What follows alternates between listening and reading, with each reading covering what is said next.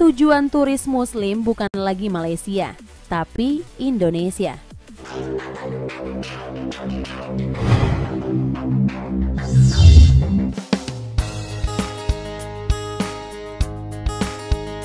Assalamualaikum warahmatullahi wabarakatuh. Welcome back to my YouTube channel Lebas Studio. Bagi anda yang first time di channel ini, saya ucapkan selamat datang.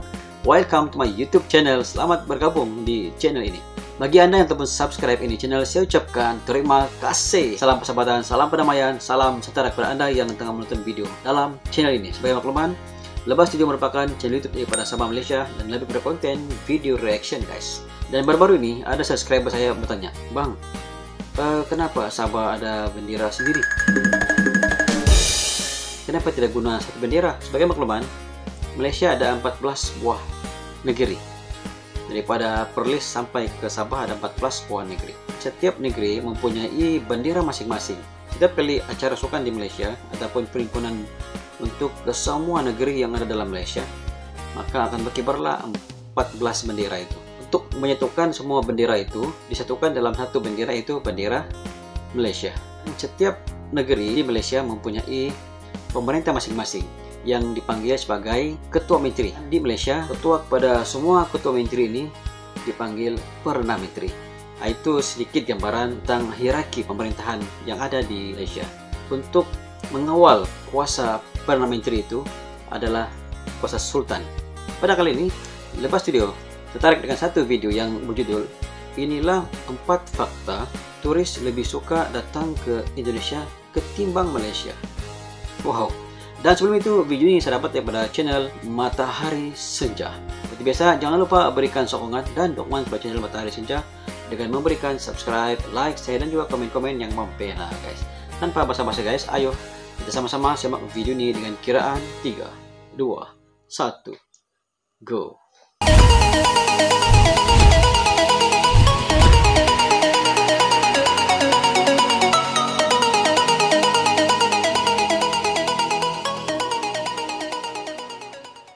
Halo YouTube, inilah 4 fakta turis lebih suka datang ke Indonesia ketimbang Malaysia.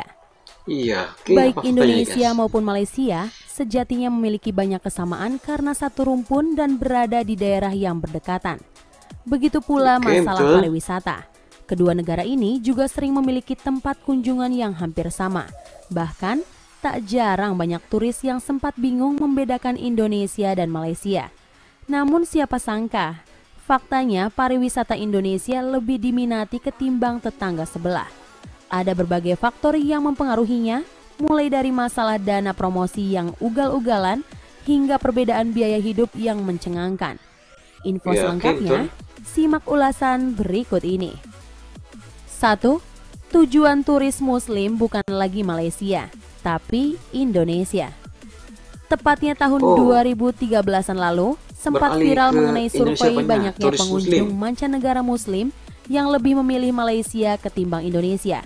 Hal itu dikarenakan sampai saat ini Malaysia masih dikenal sebagai negara yang dinilai ajaran Islamnya masih kental.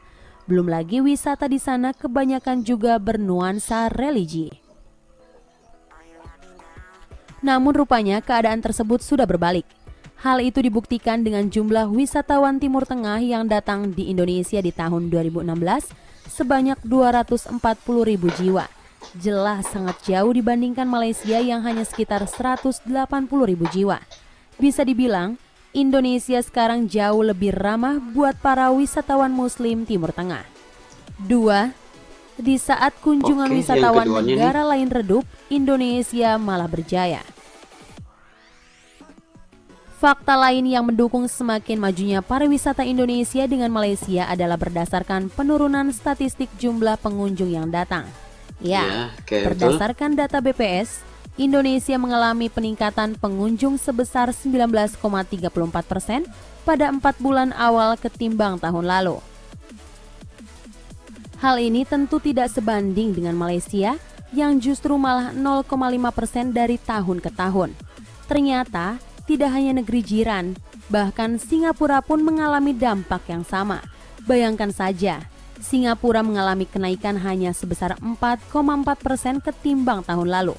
Hal ini membuktikan kalau usaha pemerintah selama ini meningkatkan promosi pariwisata terbilang berhasil. Ya. 3. Banyaknya pilihan pariwisata membuat Indonesia jadi yang utama. Seperti yang diketahui, adanya berbagai jenis pariwisata juga membuat negara kita jadi pilihan utama para wisatawan.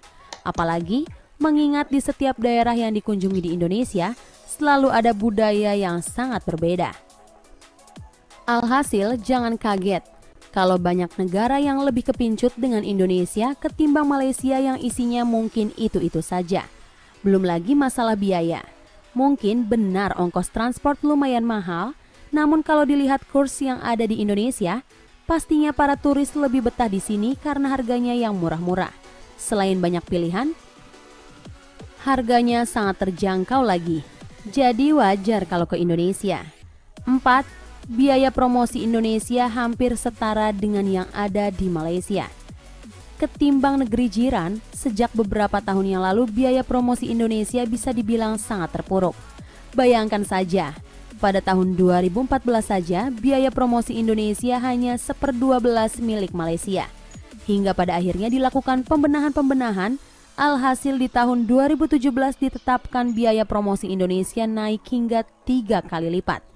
Bayangkan saja, pemerintah menganggarkan sampai 2,5 triliun dana hanya untuk promosi pariwisata.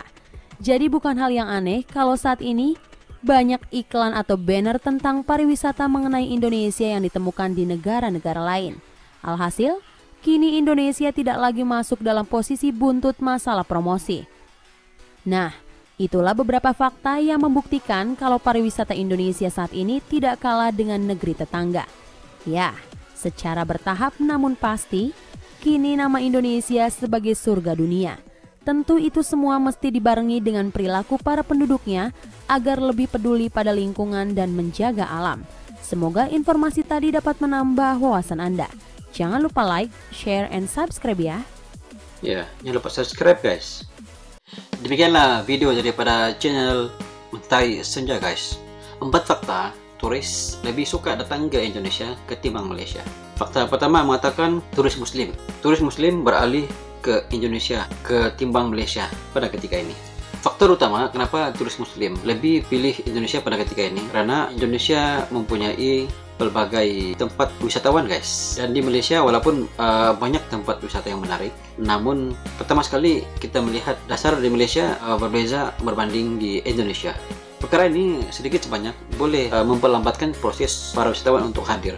Dan di Indonesia, urusan wisatawan ataupun para turis yang datang ke Indonesia urusannya sangat mudah. Mereka lebih suka ke sana karena seperti menu makanan guys. Mau makan apa, semua ada. Begitu juga dengan wisatanya. Mau pilih yang mana, sama ada mau ke pantai, mau ke pulau, mau ke danau, mau ke gunung berapi, semua ada. Itu antara kenapa para turis muslim lebih memilih Indonesia ketimbang Malaysia. Yang kedua, zaman kemelesatan industri wisata di seluruh dunia, namun Indonesia meningkat dia punya turisnya guys. Kenapa ini berlaku? Kalau saya melihat sendiri di Malaysia, sewaktu zaman pandemik, Malaysia mengamalkan dasar pintu tertutup. Sama ada pelancong dalam negeri maupun pelancong daripada luar. Bagi mengekang pandemik itu daripada terus merebak.